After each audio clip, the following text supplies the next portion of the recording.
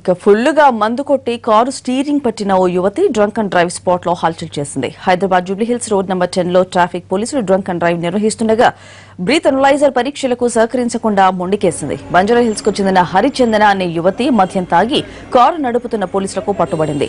తాగి ఉన్నట్టు నిర్ధారణ కావడంతో ఆమెపై కేసు బుక్ చేసి కారు సీజ్ చేశారు పోలీసులు. అర్ధరాత్రి నిర్వహించిన డ్రంక్ అండ్ డ్రైవ్ తనిఖీల్లో 8 కార్లు, 6 బైకులు, ఓ ఆటోని సీజ్ చేశారు పోలీసులు. 8 మంది తాగుబోతు డ్రైవర్లపై కేసులు బుక్ అయ్యాయి. వీరిని రేపు ఎర్రమంజిల్ కోర్టులో హాజరుపరుస్తారు.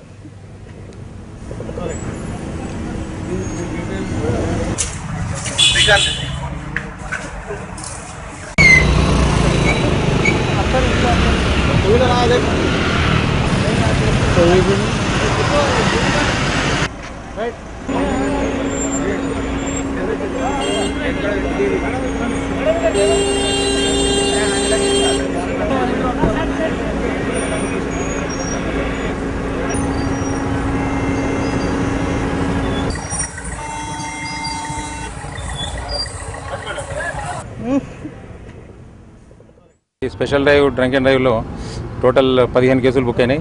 అందులో 8 కార్లు, ఒక ఆటో, 6 టూ వీలర్స్. వీళ్ళందరూ మండే కౌన్సిలింగ్ పోయి మళ్ళీ ట్యూస్డే కోర్టుకు రావాల్సి ఉంటుంది. ఇప్పుడు ఏదైతే ఈ మధ్యలో మంత్రి నారాయణ కొడుకు వాళ్ళందరూ రోడ్డు యాక్సిడెంట్లో చనిపోయినారో అవన్నింటిని దృష్టిలో పెట్టుకుని బైక్ రేసింగ్ కానీ, కార్ రేసింగ్ కానీ, ఈ తాగి నడపడం వలన కానీ ఏదైతే ప్రమాదాలు అరికట్టడానికి కొంచెం ఈ చెకింగ్ అనేది ముమ్మరంగా చేసి ఈ ప్రమాదాలను అరికట్టడానికి ప్రయత్నిస్తున్నాం.